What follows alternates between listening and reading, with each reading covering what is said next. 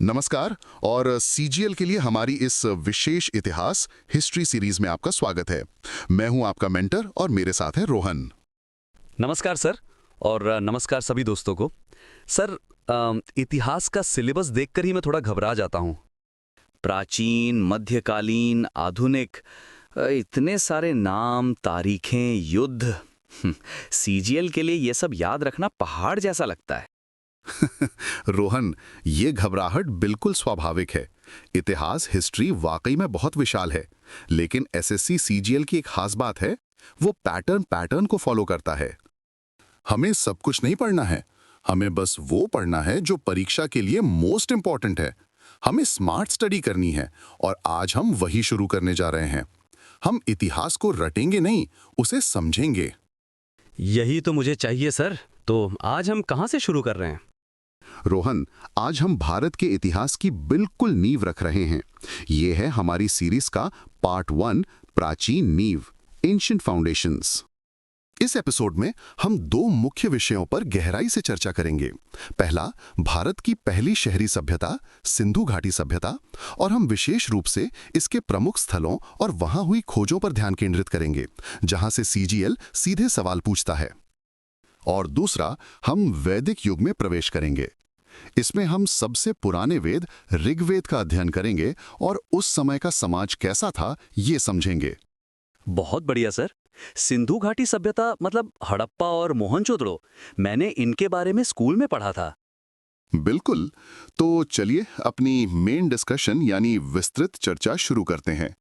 रोहन, सिंधु घाटी सभ्यता, Indus valley civilisation, जिसे हम आईवीसी भी कहते हैं, को हड़प्पा सभ्यता क्यों कहते हैं? शायद इसलिए कि हड़प्पा सबसे महत्वपूर्ण शहर था। करीब करीब। इसे हड़प्पा सभ्यता इसलिए कहा जाता है क्योंकि हड़प्पा वो पहला स्थल, फर्स्ट साइट था, जिसकी खुदाई 1921 में दयाराम साहनी ने की थी। ये एक फ्रीक्वेंटली आस्क्ड क्वेश्चन है। ये कांस्य युगीन ब्रॉन्ज एज सभ्यता थी। याद रखना, कांस्य ब्रॉन्ज, लोहा आयन नहीं। ये काल प्रोटो हिस्टोरिक एज, आद्य ऐतिहासिक काल का है। मतलब हमारे पास लिखित लिपि तो है, लेकिन हम उसे आज तक पढ़ नहीं पाए हैं। उनकी लिपि बूस्ट्रोफिडॉन शैली में थी, है ना सर? बहुत बढ़िया रोहन। बॉस्ट्रोफेडन यानी पहली पंक्ति दाएं से बाएं और दूसरी बाएं से दाएं। तुम सही रास्ते पर हो। चलो अब सीजीएल के सबसे पसंदीदा हिस्से पर आते हैं, प्रमुख स्थल और खोजें। हम पहले दो सबसे बड़े शहरों, जुड़वा राजधानियों, ट्विन कैपिटल्स से शुरू करते हैं। पहला, हड़प्पा। ये रावी नदी के तट पर स्थित है। यहाँ जो मस्ट रिमेंबर चीजें मिली हैं वो हैं 6 अन्नागारों की 2 पंक्तियां, 2 rows of 6 ग्रैनरीज, और कब्रिस्तान, सेमेट्री R37। 6 अन्नागार मतलब वो अनाज स्टोर करते थे। सर, R37 कब्रिस्तान का नाम सीजीएल में पूछा गया है। हाँ, ये मैच द फॉलोइंग में आता है। अब आते हैं दूसरे बड़े शहर पर, जो है मोहनजोदड़ो। इसका सिंधी में अर्थ है मृतकों का टीला, माउंड ऑफ द डेड। ये सिंधु इंडस नदी के तट पर है। रोहन, ये साइट वेरी वेरी इंपॉर्टेंट है। यहां से सीजीएल को बहुत सवाल मिलते हैं। सबसे प्रसिद्ध खोज क्या है? सर, वो बड़ा सा स्विमिंग पूल जैसा, महान स्नानागार, द ग्रेट बाथ। सटीक, महान स्नानागार, द ग्रेट बाथ, जिसका उपयोग शायद धार्मिक अनुष्ठानों के लिए होता था। इसके अलावा यहाँ विशाल अन्नागार, ग्रेट ग्रैनरी भी मिला है, जो हड़प्पा के अन्नागारों से भी बड़ा था। और 2 सबसे प्रसिद्ध कलाकृतियां भी यहीं से हैं।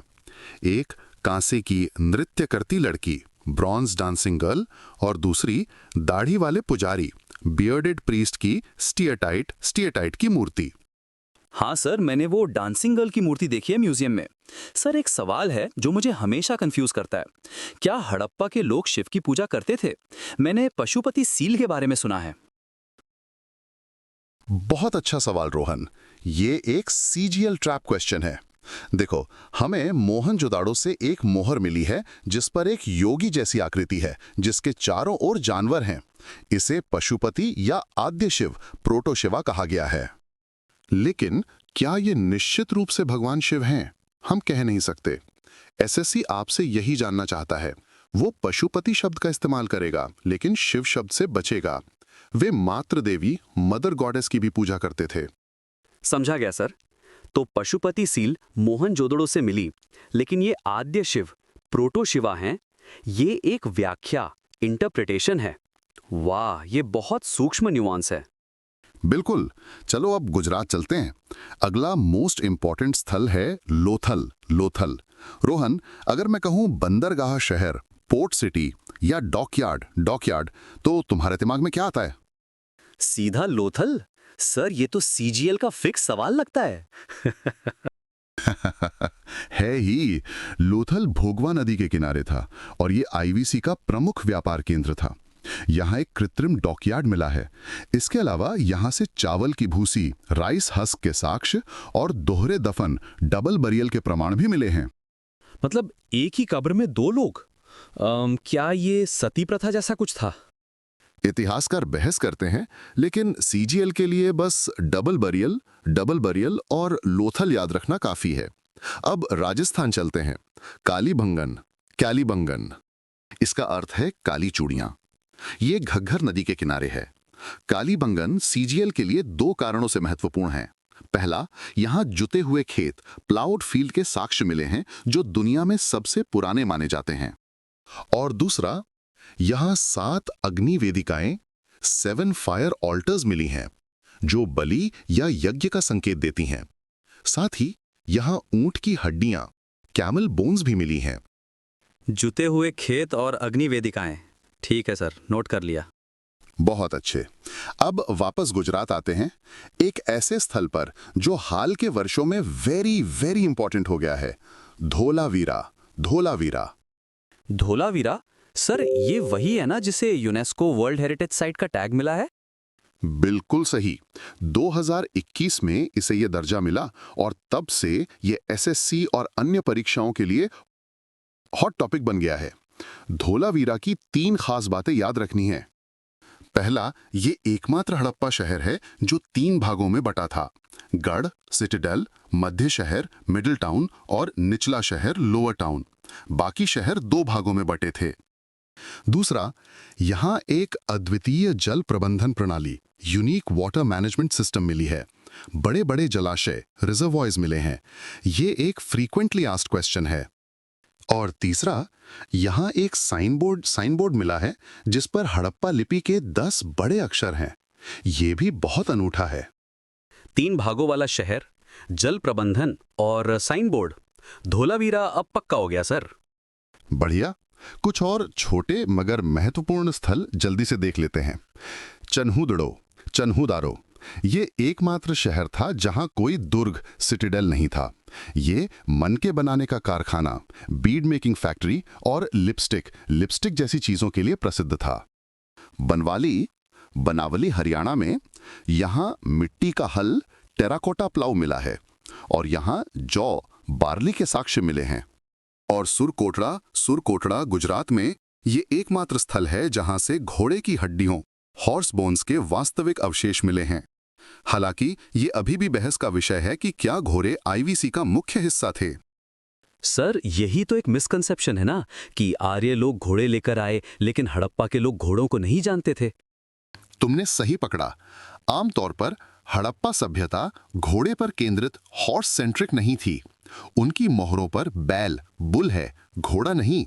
लेकिन सुरकोटड़ा एक अपवाद, एक्सेप्शन है। सीजीएल के लिए ये अपवाद ही सवाल बनता है। सर, एक और सवाल। हड़प्पा के लोग लोहे, आयरन का इस्तेमाल करते थे। उनके औजार किसके बने होते थे? ये आईवीसी का सबसे बड़ा सीजीएल ट्रैप है रोहन। याद रखना, सिंधु घाटी सभ्यता एक कांस्य युगीन ब्रॉन्ज एज सभ्यता थी। वे तांबा, कॉपर और टिन मिलाकर कांसा, ब्रॉन्ज बनाते थे। वे सोना, चांदी, तांबा जानते थे, लेकिन वे लोहा, आयरन नहीं जानते थे। ये मस्ट रिमेंबर फैक्ट है। लोहे की खोज भारत में बहुत बाद में, वैदिक काल के अंत में होगी। वाह! तो शहरी योजना, ग्रिड पैटर्न, पकी हुई ईंटें, कांस, मोहरे सील्स और कोई लोहा नहीं। लगता है आईवीसी का मेरा बेसिक्स क्लियर हो गया है सर। बहुत बढ़िया। और इसी के साथ आईवीसी का पतन, डिक्लाइन होता है। कारण स्पष्ट नहीं है, शायद जलवायु परिवर्तन, बाढ़ या नदियों का सूख जाना। इस महान शहरी सभ्यता के पतन के बाद कई 100 वर्षों तक एक तरह का खालीपन रहता है। फिर भारत के उत्तर पश्चिम में एक नई संस्कृति का उदय होता है, एक ग्रामीण संस्कृति जो पशुपालक पैस्टोरलिस्ट थी। हम बात कर रहे हैं वैदिक युग, वैदिक एज की, जिसका समय लगभग 1500 बीसीई से 600 बीसी तक माना जाता है। अच्छा, तो आईवीसी शहरी अर्बन थी और वैदिक संस्कृति ग्रामीण रूरल थी। ये तो बहुत बड़ा बदलाव है। यही तो, ये सीजीएल का एक और फ्रीक्वेंटली आस्क्ड क्वेश्चन है। वैदिक युग को भी हम दो भागों में बांटते हैं। पहला, ऋग्वैदिक काल, ऋग्वैदिक पीरियड या पूर्व वैदिक काल, अर्ली वैदिक पीरियड, जो 1500 से 1000 बीसीई तक था। और दूसरा, उत्तर वैदिक काल, लेटर वैदिक पीरियड, जो 1000 से 600 बीसीई तक था। आज का हमारा फोकस पहले भाग यानी ऋग्वेद और उसके समाज पर है। वैदिक शब्द वेद, वेदा से आया है, जिसका अर्थ है ज्ञान, नॉलेज। हमारे पास 4 वेद हैं। रोहन, नाम बताओ। ऋग्वेद, यजुर्वेद, सामवेद और अथर्ववेद। उत्तम। इनमें से ऋग्वेद, ऋग्वेदा सबसे पुराना है। वास्तव में यह दुनिया के सबसे पुराने धार्मिक ग्रंथों में से एक है। ऋग्वैदिक काल की पूरी जानकारी हमें इसी एक ग्रंथ से मिलती है। अब ऋग्वेद के बारे में कुछ सीजीएल फैक्ट्स। इसमें 10 मंडल, मंडलाज यानी किताबें हैं और 1028 सूक्त, हिम्स हैं। ये मस्ट रिमेंबर है। सर, मैंने पढ़ा है कि कुछ मंडल बाद में जोड़े गए थे। बिल्कुल सही। मंडल 2 से 7 सबसे पुराने हैं, जिन्हें पारिवारिक पुस्तकें, फैमिली बुक्स कहा जाता है। मंडल 1 और 10 सबसे नए हैं और बाद में जोड़े गए। सीजीएल के लिए 2 मंडल वेरी इंपॉर्टेंट हैं। पहला, तीसरा मंडल, थर्ड मंडला, जिसमें प्रसिद्ध गायत्री मंत्र है, जिसकी रचना ऋषि विश्वामित्र ने की थी। और दूसरा, 10वां मंडल, 10th मंडला, जिसके पुरुष सूक्त में पहली बार 4 वर्णों, 4 वर्णास का उल्लेख मिलता है। अच्छा, तो वर्ण व्यवस्था का जिक्र ऋग्वेद के 10वें मंडल में है, जो कि बाद में जोड़ा गया था। सर, तो क्या ऋग्वैदिक काल में जाति व्यवस्था कठोर थी? ये एक और मिसकंसेप्शन है। नहीं, ऋग्वैदिक समाज, जैसा कि हमारा दूसरा टॉपिक है, शुरू में बहुत लचीला, फ्लेक्सिबल था। ऋग्वैदिक समाज मुख्य रूप से पशुपालक, पैस्टोरल था। वे किसान कम और चरवाहे ज्यादा थे। उनकी सबसे बड़ी संपत्ति क्या थी? गाय, कैटल। अमीर आदमी को गोमत, गोमट कहा जाता था, यानी जिसके पास बहुत गायें हों। राजा का एक काम गविष्ठी यानी गायों की खोज या युद्ध करना था। कृषि, एग्रीकल्चर उनका दूसरा, सेकेंडरी पेशा था। मतलब गाय ही सब कुछ थी? लगभग। अब समाज को देखो। परिवार, फैमिली या कुल, कुला समाज की मूल इकाई थी। कई परिवार मिलकर ग्राम, ग्रामा बनाते थे। कई ग्राम मिलकर विश, विश और कई विश मिलकर जन बनाते थे। जन, जना सबसे बड़ी राजनीतिक इकाई थी, जिसका प्रमुख राजन, राजन यानी राजा होता था। लेकिन ये राजा बाद के राजाओं जैसा निरंकुश, एब्सोल्यूट नहीं था। उसे सभा और समिति नाम की जनजातीय सभाओं, ट्राइबल असेंबलीज की सलाह माननी पड़ती थी। सीजीएल ये सवाल पूछता है कि सभा और समिति का उल्लेख कहाँ मिलता है? जवाब है ऋग्वेद। तो अब ऋग्वैदिक समाज कबीलाई, ट्राइबल और पशुपालक पैस्टोरल था, और राजा भी पूरी तरह से शक्तिशाली नहीं था। और वर्ण व्यवस्था का क्या असर, वो जो 10वें मंडल में थी? अच्छा सवाल। जैसा मैंने कहा, 10वां मंडल बाद में जोड़ा गया। शुरुआती ऋग्वैदिक काल में समाज कर्म आधारित, ऑक्यूपेशन बेस्ड था, जन्म आधारित, बर्थ बेस्ड नहीं। ऋग्वेद के 9वें मंडल में एक कवि कहता है, मैं एक कवि हूं, मेरे पिता वैद्य हैं और मेरी माँ चक्की पीसती हैं। हम सब अलग अलग काम करते हुए एक साथ रहते हैं। ये क्या दिखाता है? ये दिखाता है कि एक ही परिवार में लोग अलग अलग काम कर सकते थे। मतलब व्यवस्था लचीली, फ्लेक्सिबल थी।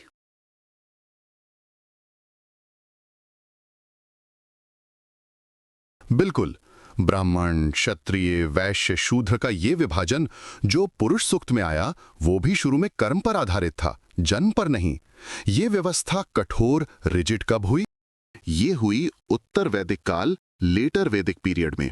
रोहन, 1000 BCE के आसपास ऐसा क्या हुआ होगा जिसने सब कुछ बदल दिया? 1000 BC?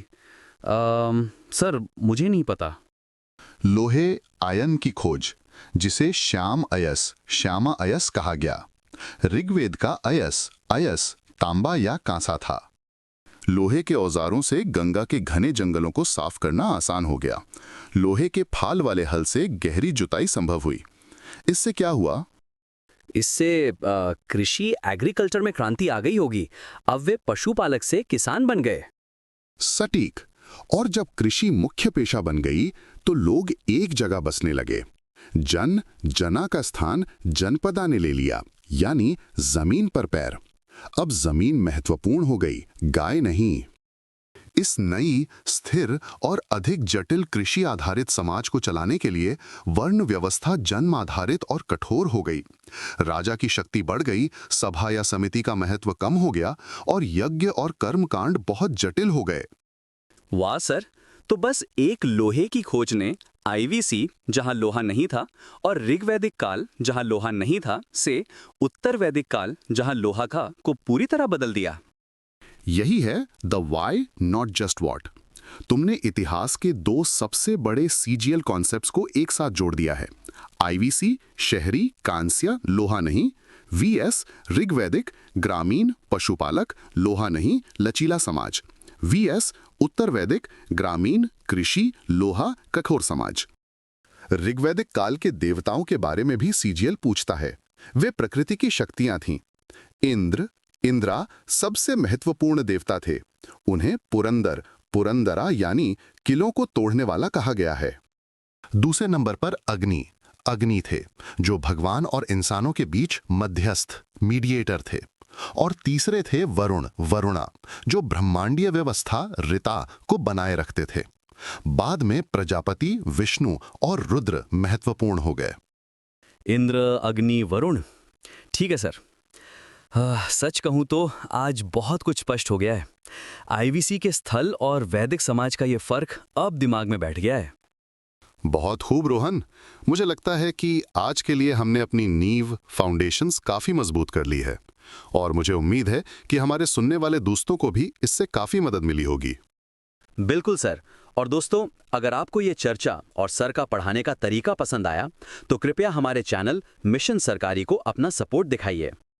हाँ, अगर आपको ये एपिसोड जानकारीपूर्ण लगा तो इस वीडियो को लाइक करें और हमारे चैनल मिशन सरकारी को सब्सक्राइब करना ना भूलें। और सबसे जरूरी, आपको इस एपिसोड में सबसे मददगार क्या लगा, या अगर आपका कोई सवाल है तो नीचे कमेंट करके हमें जरूर बताएं। हम आपके फीडबैक का इंतजार करेंगे। आपका जुड़ाव, एंगेजमेंट ही हमें और बेहतर कंटेंट बनाने के लिए प्रेरित करता है। तो रोहन, अब जब सब कुछ स्पष्ट हो गया है तो एक छोटे से रैपिड फायर क्विज के लिए तैयार हो? जी सर, बिल्कुल तैयार हूं। चलिए देखते हैं। बहुत बढ़िया। ये है हमारा कंक्लूजन, यानी निष्कर्ष। पहले मैं आज के मस्ट रिमेंबर फैक्ट्स को दोहराता हूं। पहला, सिंधु घाटी सभ्यता कांस्य युगीन ब्रॉन्ज एज थी। वे लोहे का उपयोग नहीं जानते थे। दूसरा, प्रमुख स्थल मोहनजोदड़ो, महान स्नानागार, कांस्य नर्तकी, लोथल डॉकयार्ड, धोलावीरा अद्वितीय जल प्रबंधन, 3 भाग वाला शहर, और कालीबंगन जुते हुए खेत, अग्निवेदिकाएं। तीसरा, ऋग्वैदिक समाज पशुपालक, पैस्टोरल और कबीलाई था, जिसकी सामाजिक संरचना लचीली थी। चौथा, लोहे आयन की खोज ने उत्तर वैदिक काल, लेटर वैदिक पीरियड में कृषि क्रांति ला दी, जिससे समाज जन्म आधारित और कठोर, रिजिड हो गया। स्पष्ट है? एकदम स्पष्ट है सर। अब चलिए previous year question quiz round शुरू करते हैं। ठीक है। क्वेश्चन 1, प्रसिद्ध महान स्नानागार द ग्रेट बाथ किस सिंधु घाटी स्थल पर पाया गया था? सर, ये मिला था मृतकों के टीले पर, यानी मोहनजोदड़ो। सही जवाब। क्वेश्चन 2, प्राचीन भारत का एकमात्र बंदरगाह शहर डॉकयार्ड कौन सा था? ये तो सीजीएल का पसंदीदा सवाल है। लोथल लोथल गुजरात। बहुत बढ़िया। क्वेश्चन 3, जुते हुए खेत प्लाउड फील्ड के साक्ष्य कहाँ से मिले हैं? जूते हुए खेत और अग्निवेदिकाएं, ये था कालीबंगन, राजस्थान। उत्तम। क्वेश्चन 4, हाल ही में यूनेस्को टैग प्राप्त करने वाला हड़प्पा स्थल जो अपने जल प्रबंधन के लिए जाना जाता है। ये धौलावीरा है जो 3 भागों में बटा था। शानदार। क्वेश्चन 5, सबसे पुराना वेद कौन सा है? ऋग्वेद। क्वेश्चन 6, प्रसिद्ध गायत्री मंत्र ऋग्वेद के किस मंडल में है? ये तीसरे मंडल, थर्ड मंडला में है, जिसे विश्वामित्र ने लिखा था। और आखिरी सवाल, क्वेश्चन 7, हड़प्पा सभ्यता के लोग निम्न में से किस धातु को नहीं जानते थे? तांबा, कांस्य, सोना या लोहा? वे लोहा, आयरन को नहीं जानते थे। ये एक कांस्य युगीन सभ्यता थी। 7 में से 7। बहुत बढ़िया रोहन। और मैं उम्मीद करता हूं कि हमारे सभी सुनने वालों ने भी सही जवाब दिए होंगे। धन्यवाद सर। आपकी क्लास के बाद ये आसान हो गया। बहुत अच्छे। तो आज हमने भारत की प्राचीन नींव को समझ लिया है। रोहन, अगली बार जब हम मिलेंगे तो हम पार्ट 2 में प्रवेश करेंगे। हम देखेंगे कि कैसे उत्तर वैदिक काल के जटिल कर्मकांडों ने 2 नए धार्मिक आंदोलनों ने रिलीजियस मूवमेंट्स को जन्म दिया, बौद्ध धर्म और जैन धर्म। और फिर हम भारत के पहले महान साम्राज्य मौर्यन एम्पायर की स्थापना करेंगे। अशोक, बौद्ध धर्म, वाह! अगला एपिसोड तो और भी रोमांचक होने वाला है सर। बिल्कुल। तब तक आज जो पढ़ा है उसे दोहराते रहें। मिशन सरकारी की तरफ से मैं और रोहन आपसे विदा लेते हैं। पढ़ते रहिए। जय हिंद।